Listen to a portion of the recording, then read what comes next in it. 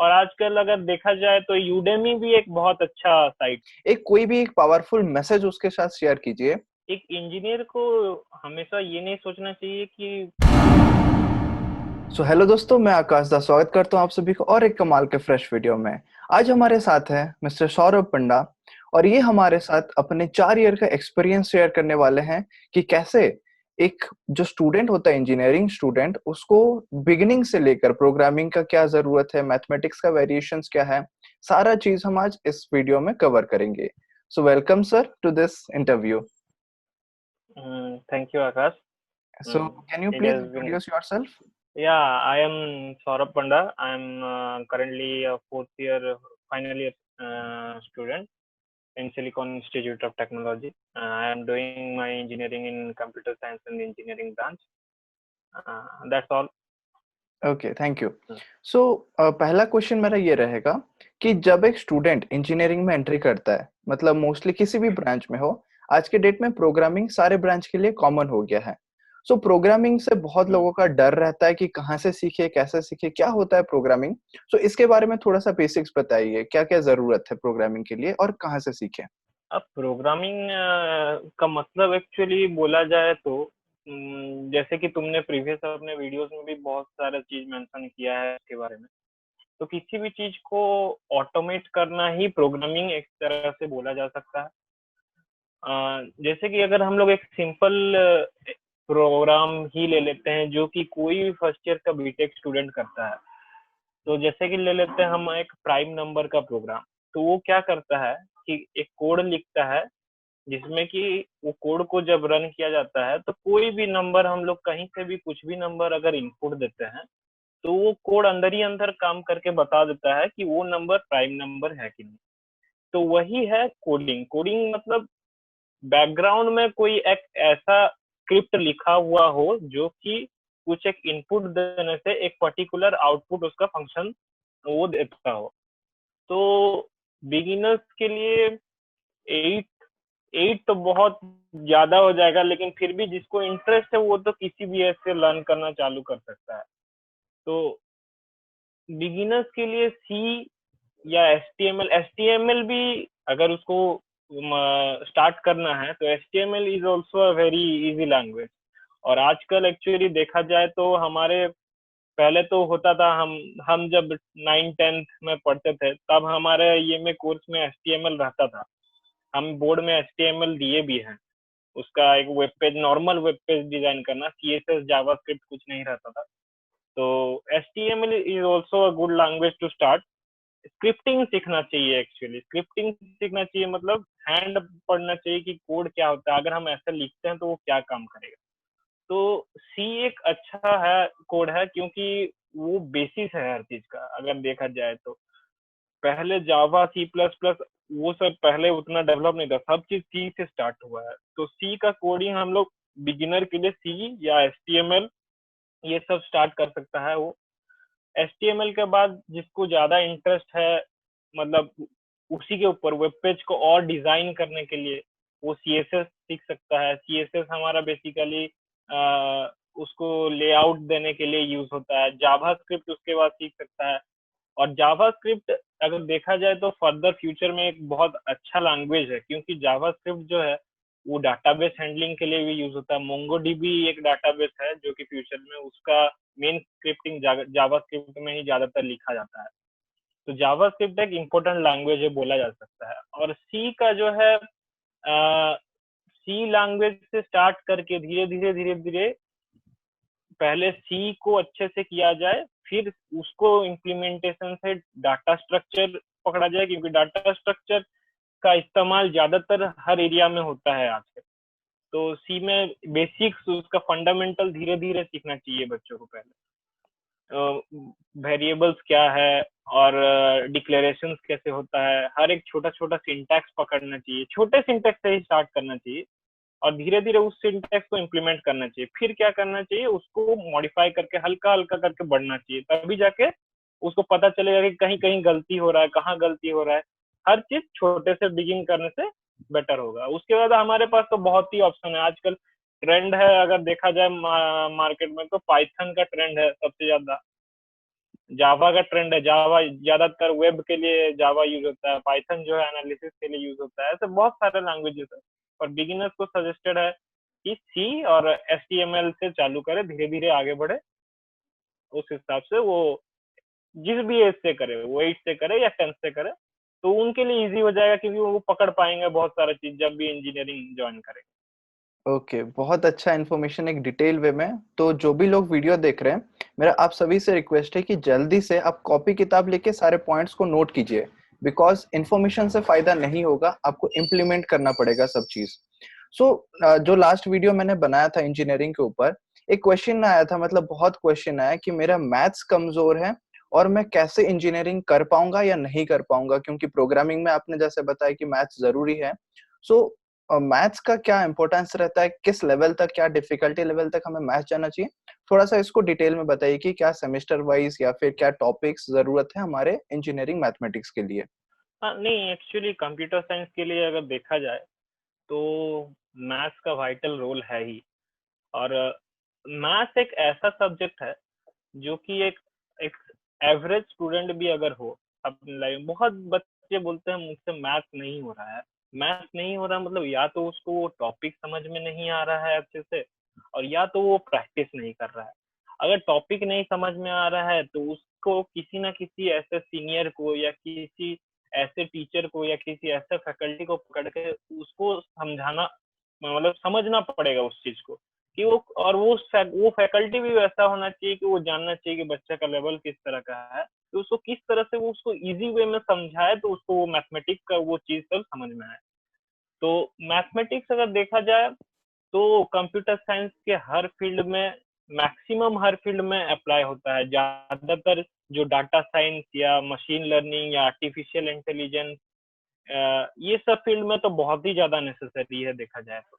अगर हम डिवीजन की बात करें तो हर एक इंजीनियरिंग फील्ड में, मुझे हर एक का मैं नहीं बोल सकता, पर ज्यादातर हम जिस हिसाब से पढ़ते हैं तो पहले 4 सेमेस्टर इंजीनियरिंग में एक एक मैथ का पार्ट रहता है। तो पहला सेमेस्टर में बेसिक्स रहता है, सेकेंड सेमेस्टर में देखा जाए तो इंटीग्रेशन का बाद लैप्लेस ट्रांसफॉर्म्स रहता है, फोरियर ट्रांसफॉर्म, उसमें ज्यादातर कैलकुलस का पार्ट रहता है। तो जो जो मैं बता रहा हूँ कि ये इस चीज का पार्ट रहता है, तो 8 से बच्चा अगर टारगेट करना चाहे कि उस पार्ट को ज्यादा फोकस करना चाहिए, क्योंकि वो सब पार्ट जो है हमें आगे जाके पढ़ना है। उसके बाद आप थर्ड सेमिस्टर में आता है, थर्ड सेमिस्टर में डिस्क्रीट स्ट्रक्चर्स रहता है। डिस्क्रीट स्ट्रक्चर में आपका रिलेशन फंक्शंस रहता है, सेट्स रहता है, प्रोबेबिलिटी रहता है, आपका लीनियर अलजेब्रा आपका ज्यादातर फर्स्ट ईयर में रहता है। वो जो डिफरेंट टाइप्स ऑफ इक्वेशंस रहते हैं और इक्वेशंस का सॉल्यूशंस निकालना रहता है, अनइक्वल इक्वेशन, वो सब। और आपका फोर्थ सेम में रहता है कॉम्प्लेक्स नंबर्स। कॉम्प्लेक्स नंबर्स के ऊपर आगे का पढ़ाई रहता है। प्रोबेबिलिटी स्टैटिस्टिक्स का भी रहता है कुछ पार्ट, लेकिन वो जो नॉर्मल प्रोबेबिलिटी स्टैटिस्टिक्स है हम लोग जो पढ़ते हैं उसका थोड़ा सा ऊपर लेवल रहता है, पर बेसिक्स हर चीज का क्लियर रहना चाहिए। ये जो पार्ट सब है इस सब का अगर आपका फंडामेंटल क्लियर होगा तब भी जाके आप उस समय उसके ऊपर लेवल का, ये बेसिक्स तो वैसे भी एक ओवरऑल क्लास देंगे ही, जो भी लेक्चरर पढ़ाते होंगे कि आप लोगों ने ये पढ़ा था, और उसके आगे फिर धीरे धीरे पढ़ाएंगे। तो बेसिक्स मैथ का क्लियर रहना चाहिए, और वो ज्यादातर फायदा करेगा इन द लॉन्ग रन। अगर देखा जाए तो वो फायदा करेगा बच्चों को बहुत ज्यादा।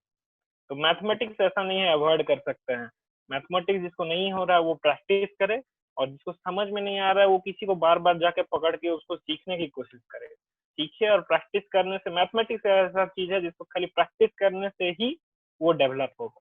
एक्सीलेंट पॉइंट, जो हम सदियों से सुनते आ रहे हैं कि practice makes a man perfect. So यहाँ पे भी प्रैक्टिस बहुत जरूरत है।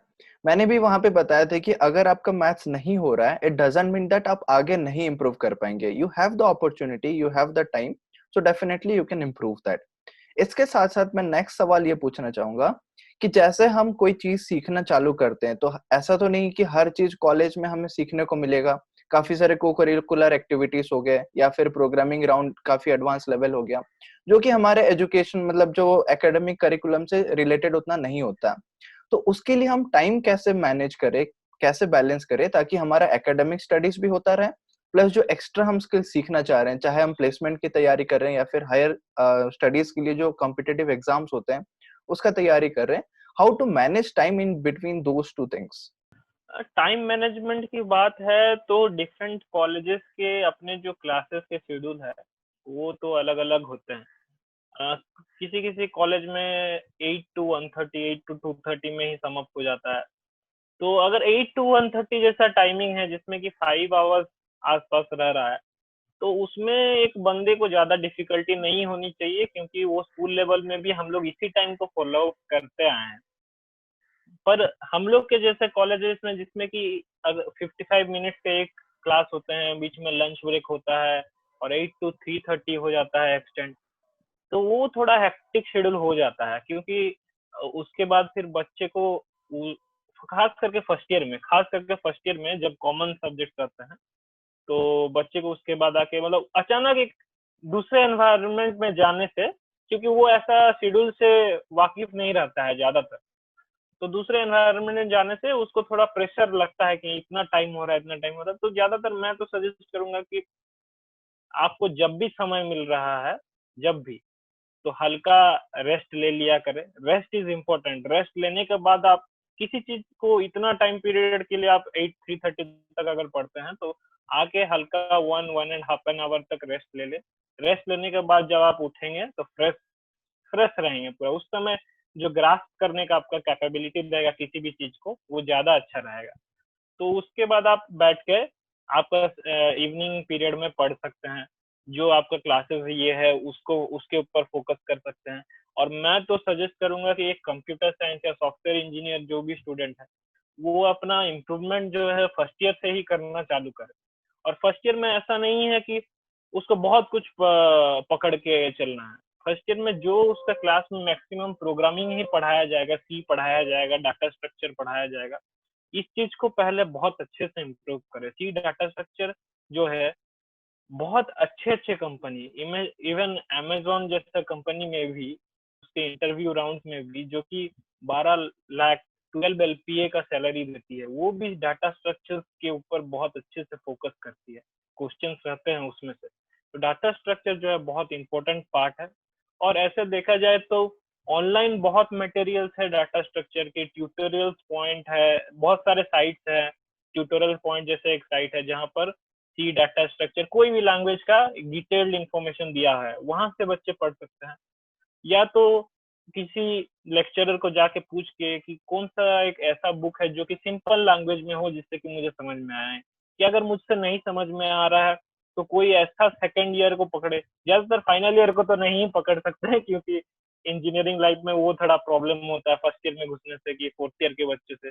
लेकिन धीरे धीरे धीरे अगर बॉन्ड भी डेवलप है या तो कोई जान पहचान है, तो उनको पकड़ के कि सर मुझे ये नहीं आ रहा। क्यूरियोसिटी होना चाहिए, हर चीज का क्यूरियोसिटी होना चाहिए। तो सी डाटा स्ट्रक्चर को मेनली फर्स्ट ईयर में फोकस करना चाहिए। अगर उसके साथ आप कोई दूसरा स्किल्स डेवलप कर रहे हैं तो वो भी करें, लेकिन ये तो है कि फर्स्ट ईयर में ज्यादा प्रेशर रहता है बच्चों के ऊपर, क्योंकि उसको अपने कॉलेज में जो पढ़ाई हो रहा है उसको भी फोकस करना रहता है और ये सब भी पढ़ना रहता है। तो टाइम निकालना पड़ेगा कैसे ना कैसे करके। जिसको दोपहर में नींद नहीं आती है या आदत है उसे, तो वो एट अ स्ट्रेच बैठ के थोड़ा 30:30 के बाद या जब भी फ्रेश हो जाए थोड़ा घूम फिर ले, उसके बाद बैठ के पढ़े 10:30 11 को, आराम से अपना जो नाइट शेड्यूल है सोने का वो करे। तो बीच में हर एक दिन अगर देखा जाए तो अपना कॉलेज का स्टडी ज्यादा रखना चाहिए, और ½ to 1 आवर वो चीज को भी रखना चाहिए जिसको आप चाह रहे हैं कि वो डेवलप करे। कांस्टेंट रहना चाहिए ये चीज, तभी जाके वो अच्छा होगा इन द लॉन्ग रन। तो ऐसे करके धीरे धीरे धीरे धीरे आगे बढ़ पाएंगे कोई भी ये सॉफ्टवेयर इंजीनियर या कंप्यूटर साइंस का स्टूडेंट। ओके, तो कोई भी स्टूडेंट अगर फ्रेशली आता है, मतलब 11th 12th कंप्लीट करके वो एंटर करते हैं इंजीनियरिंग में, सो 12th लेवल में ये बोला जाता है कि दिन में 12 घंटा पढ़ना है, 15 घंटा पढ़ना है, बोर्ड एग्जाम है, तो ऐसा आवर्स पे फोकस करते हैं। तो इंजीनियरिंग में क्या वो सेम प्रिंसिपल लागू करता है कि हमें 8 से 10 घंटा पढ़ना है, या फिर कितना हम कवर कर रहे हैं, क्या क्वालिटी रह रहा है, क्या क्वांटिटी रह रहा है, उस पर फोकस करना चाहिए? क्योंकि यहाँ पे हर सेमेस्टर में काफी सारे बुक्स बदलते हैं, वहां पे तो पूरे साल भर के लिए एक बुक रहता है एक सब्जेक्ट के लिए। यहाँ पे हर सेमेस्टर में मैं जब फ्रेशली एंटर किया था, मैंने भी ये सेम चीज फेस किया कि हर सब्जेक्ट के लिए एक बुक नहीं, वो मल्टीपल ऑथर्स के बुक होते हैं, फिर हर सेमेस्टर में बुक्स चेंज होता है। हम्म, सो किस पे फोकस करना चाहिए? We hmm. Should focus on hours of study, या फिर we should focus on the topics covered and quality of study? Hours of study तो इम्पोर्टेंट है ही, किसी भी एक स्टूडेंट के कितना टाइम वो कंट्रीब्यूट कर रहा है वो तो इम्पोर्टेंट है। पर अगर देखा जाए तो डिपेंड करता है कॉलेज टू कॉलेज। किसी कॉलेजेस में जो कंटेंट जो टीचर देते हैं वो बहुत अच्छा रहता है, वो उनका पढ़ाने का तरीका बहुत अच्छा रहता है। किसी किसी कॉलेज में थोड़ा सा ज्यादातर मतलब उतना अच्छा इन्फॉर्मेशन कोई कोई कॉलेजेस में नहीं मिल पाता है। और अच्छे कॉलेजेस में भी ऐसा जरूरी नहीं है कि 5 अगर सब्जेक्ट है तो पांचों में अच्छे टीचर पढ़ाते रहे। किसी ना किसी में एक ऐसा होगा जिसमें कि अच्छा ग्रास्प नहीं कर पाओगे, कि समझ नहीं आता होगा। तो उस हिसाब से सिलेबस निकालना चाहिए, एक स्टूडेंट को देखना चाहिए कि क्या क्या है, टीचर्स ने क्या पढ़ाया है। और कोई एक ऐसा बंदा है जो कि वो टॉपिक में अच्छा है या समझ पा रहा है तो उससे जाके हम पढ़े। ऐसा नहीं, इंजीनियरिंग लाइफ ऐसा नहीं है कि हम लोग जैसे 11th 12th में बहुत ज्यादा पढ़ते थे, 8 घंटा 10 घंटा पढ़ना पड़ता था। इंजीनियरिंग में उतना अमाउंट ऑफ प्रेशर नहीं रहता है पढ़ने का। पर अगर देखा जाए तो हमेशा एक दूसरा फैक्टर भी रहता है, जैसे कि अगर किसी को अपना स्किल्स डेवलप करना है या आगे का फर्दर स्टडीज का भी प्लान कर रहा है तो वो एक साइड रहता है जिसमें कि बहुत टाइम कंट्रीब्यूट करना पड़ेगा ही, क्योंकि आगे का जो पढ़ाई है जैसे कि एमटेक एमबीए जो भी वो प्लान कर रहा है उसके लिए जब तक वो एक अच्छा अमाउंट ऑफ टाइम डिवोट करके पढ़ाई नहीं करता है तो वो एंट्रेंस जो है उस लेवल का नहीं है जो कि ऐसे ही क्लियर हो जाए। और किसी भी फील्ड में जैसे कि कोडिंग हो या ये हो, एक मास्टरी लाने के लिए उसमें भी बहुत टाइम डिवोट करना पड़ेगा।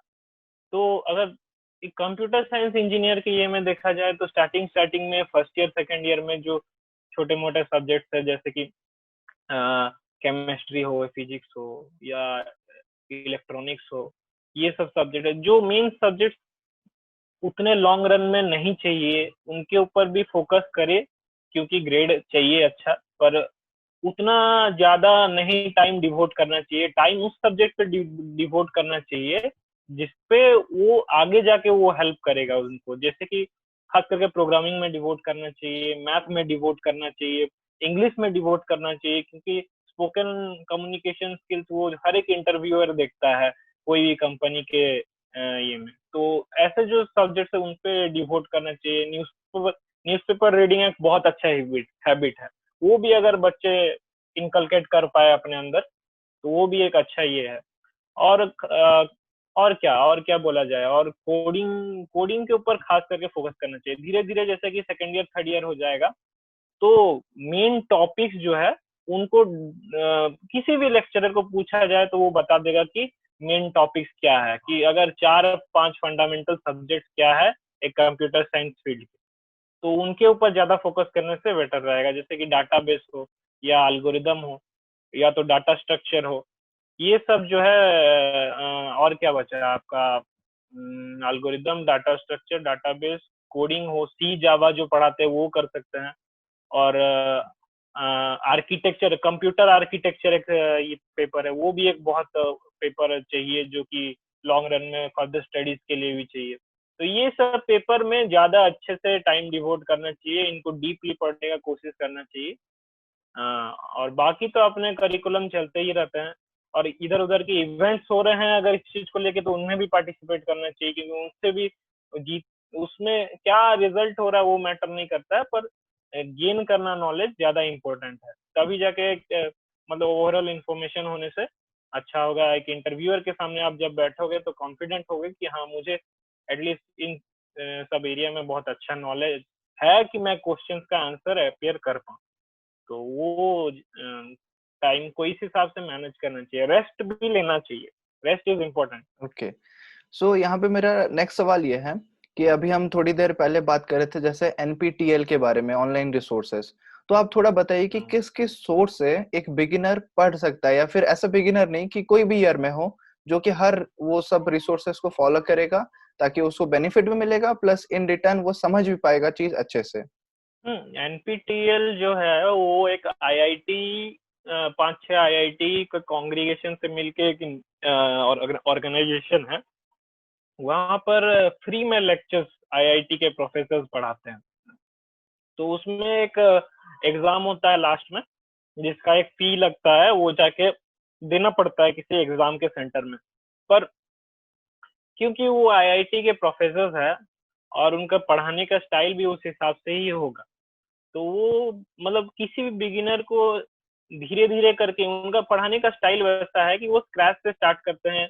और बिगिनर्स को जिस हिसाब से, अगर किसी एक बंदे को जिसको सी नहीं आता है या डाटा स्ट्रक्चर नहीं आता है, उनको किस हिसाब से पढ़ाना चाहिए कि पहले जो है बिगिनिंग का कोर्स देना चाहिए, उसको एक धीरे धीरे करके बिल्डअप करना चाहिए, उसके ऊपर फंडामेंटल छोटे छोटे प्रोग्राम्स पहले देना चाहिए, फिर धीरे धीरे करके उसको बढ़ाना चाहिए। वो उस हिसाब से उसका लेक्चर्स रहता है, और वीकली उसका लेक्चर्स रहेगा। हर वीक में आपको 5-6 लेक्चर्स आ जाएंगे, उसको आपको फॉलो करना रहता है। और उस लेक्चर्स के ऊपर, जस्ट उसी के ऊपर बेस्ड, वो 4-5 क्वेश्चंस देंगे आपको सॉल्व करने के लिए। तो आप तो वैसे भी नेट रिफर कर सकते हैं कि आप वो लेक्चर्स पढ़ें, वो टॉपिक रिफर कर सकते हैं। वो टॉपिक रिफर करने के लिए आपके पास ट्यूटोरियल्स पॉइंट है, और बहुत सारे ऐसे लेक्चर्स का, अगर किसी आजकल गूगल में कुछ भी मार दिया जाए तो उसके ऊपर बहुत सारा कंटेंट आता है, तो उसको फॉलो करके उस चीज को सॉल्व करने का कोशिश करें। धीरे धीरे करके सेकेंड वीक, थर्ड वीक ऐसे प्रोसेस होगा। ज्यादातर उनका 8 वीक्स या 12 वीक का कोर्स होता है एनपीटीएल। उसके बाद एक सर्टिफिकेशन एग्जाम होता है, तो वो एक कर सकते हैं। और आजकल अगर देखा जाए तो यूडेमी भी एक बहुत अच्छा साइट है। यूडेमी एक साइट है, कोर्सेरा बहुत अच्छा साइट है। यूडेमी, कोर्सेरा जैसे साइट्स में भी अगर फ्री कोर्सेज भी बहुत सारे हैं, पर फ्री कोर्सेज में ज्यादातर वो इंट्रोडक्शन और बहुत बेसिक लेवल का रहता है, जिसमें कि बच्चे खाली सुन पाएंगे, ज्यादा सीख नहीं पाएंगे। लेकिन उसी हिसाब से पेड कोर्सेज भी रहते हैं उस टॉपिक के, और उसमें रेटिंग्स भी रहते हैं, तो उनको उस वो रेटिंग्स देके, वो कस्टमर रिव्यूज देके कि जिसमें हाँ अच्छे रेटिंग्स है, उस कोर्स को, पेड सब्जेक्ट को लेके वो धीरे धीरे करके सीख सकते हैं। हर एक कोर्स में वीडियोस रहेंगे, प्लस कैसे क्या किया जाता है, इवन कौन से सॉफ्टवेयर चाहिए वो भी बताते हैं, कैसे डाउनलोड करना है, कैसे इंस्टॉल करना है। तो ऐसा कुछ नहीं है कि हाँ मतलब बच्चे को बोल दिया जाए कि कोडिंग करो बस, तो उसको कैसे करना है वो नहीं बताया जाए, वो भी बताया जा रहा है। तो ऐसे बहुत सारे रिसोर्सेज है देखा जाए तो। लेकिन एनपीटीईएल एक बहुत अच्छा प्लेटफॉर्म है। एनपीटीईएल सीखने के लिए, बिगिनर्स के लिए बहुत अच्छा प्लेटफॉर्म है। यूडेमी भी एक बहुत अच्छा प्लेटफॉर्म है। तो यहाँ से बच्चे 9th-10th के भी बच्चे अगर चाहते हैं तो वो सीख सकते ओके, सो ये रिसोर्सेस आप सभी नोट कर लीजिए, साइड बाय साइड मैं स्क्रीन में फ्लैश भी कर रहा हूँ, तो आप इसको देख के नोट कर सकते हैं। इसके साथ साथ मैं एक नेक्स्ट सवाल पूछना चाहूंगा कि what is the role of internship, क्योंकि 4 साल में हमें इंटर्नशिप भी करना रहता है, और अभी के नए एआईसीटी के रूल के हिसाब से 3 इंटर्नशिप्स कंपलसरी हो गए हैं। So what is the importance of internship, और कहाँ पे कैसे चूज करना चाहिए, और वहां से हमें क्या सीख मिलता है, इन रिटर्न हमें आउटपुट क्या मिलता है, उसके बारे में थोड़ा सा आपका अपना एक्सपीरियंस शेयर कीजिए। हैं। इंटर्नशिप एक्चुअली होता क्या है कि एक बच्चे को इंडस्ट्रियल नॉलेज कैसे मिलेगा, वो उसका फंडामेंटल आइडिया है। एआईसीटी ही इसीलिए बोला है इंटर्नशिप करने के लिए, क्योंकि आजकल जो है कंप्यूटर साइंस इंजीनियर्स बहुत निकल रहे हैं, पर ऐसे इंजीनियर जिसमें कि एक स्किल लेवल अच्छा हो, वैसे हर इंजीनियर के पास नहीं होता है। तो उस चीज को डेवलप करने के लिए एआईसीटी ने मेजर स्टेप लिया है कि इंटर्नशिप कंपलसरी कर दिया जाए। तो इंटर्नशिप जो है वो क्या होता है कि कोई भी कंपनी के अंडर आप काम करेंगे, वो आपको बेसिक फंडामेंटल आइडियाज देंगे, ट्रेनिंग करेंगे एक पर्टिकुलर टॉपिक के ऊपर। धीरे धीरे आपको पढ़ाएंगे। अगर आपको कुछ समझ नहीं आ रहा है तो उनको जाके पूछना है। मतलब एक रियल लाइफ बेस्ड जो सॉफ्टवेयर कंपनी में होता है, तो वो प्रोजेक्ट आपको इम्प्लीमेंट करना है। कैसे करना है ना, धीरे धीरे वही प्रोफेशनल्स आपको पढ़ाएंगे, और पढ़ाने के बाद उसको प्रोजेक्ट में आपको इम्प्लीमेंट करके उनको एक 6 मंथ पीरियड है, 8 मंथ पीरियड के अंदर एक छोटे छोटे इंटर्नशिप भी होते हैं, 1 मंथ 2 मंथ के भी इंटर्नशिप होते हैं, एक बहुत माइनर प्रोजेक्ट का भी इंटर्नशिप हो सकता है। तो वो आपको करना है। तो अगर देखा जाए तो इंटर्नशिप करने के लिए एक बंदे को पहले एक आइडिया होना चाहिए टॉपिक का। ऐसा ही नहीं कि फर्स्ट ईयर में आए और घुस गए इंटर्नशिप में।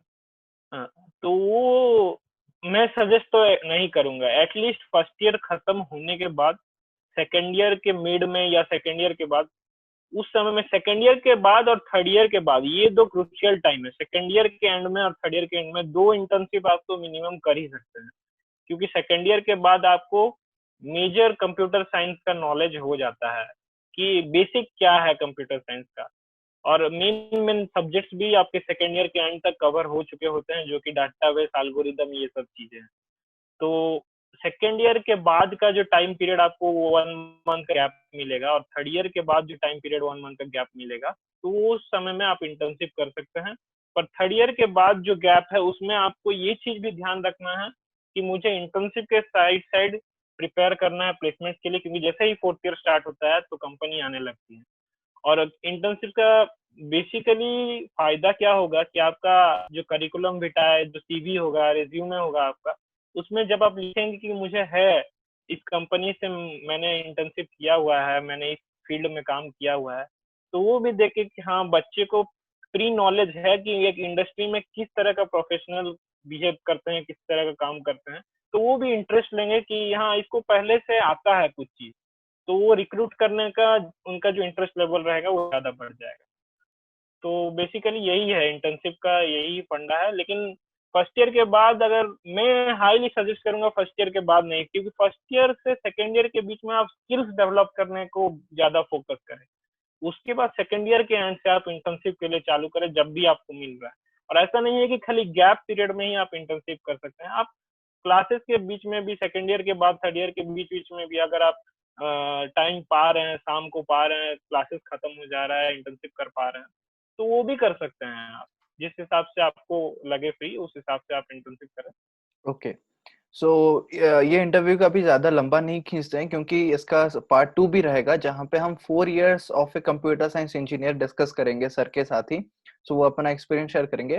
तो सर, मैं अभी आखिरी एक फाइनल क्वेश्चन पूछना चाहूँगा, और एक बहुत इम्पोर्टेंट क्वेश्चन है कि जो भी स्टूडेंट इंजीनियरिंग में एंट्री करता है, उसके 4 साल रहते हैं, जो भी उसके अप्स डाउन्स होते हैं, कोई भी एक पावरफुल मैसेज उसके साथ शेयर कीजिए, ताकि वो जब भी माइंड में सोचेगा वो मैसेज को, देन वो रिकॉल करके खुद ब खुद सेल्फ मोटिवेट हो पाएगा और अपने जर्नी को लगातार ले पाएगा उसको आगे।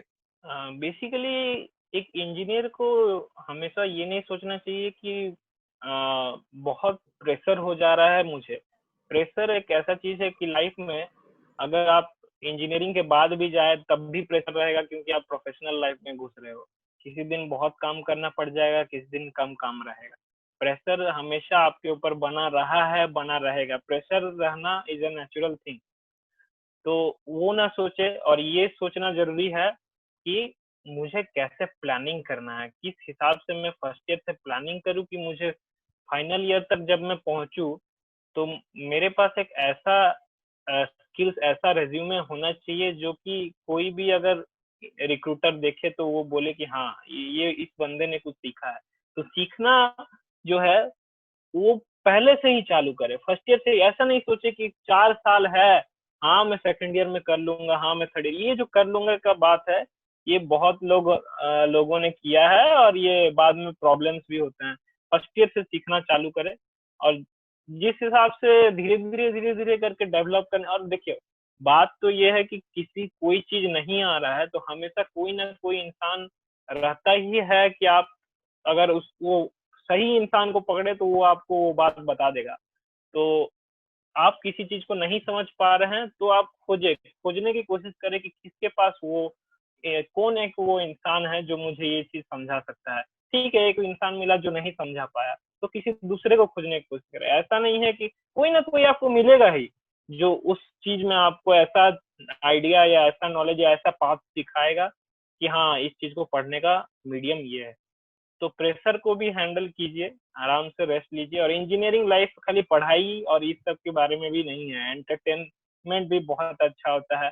उतना प्रेशर नहीं होता है 10th 11th 12th के मामले। तो आप एंटरटेनमेंट भी, बहुत सारे फंक्शंस होते हैं एक इंजीनियरिंग लाइफ में, तो वो भी एंजॉय कीजिए साइमल्टेनियसली।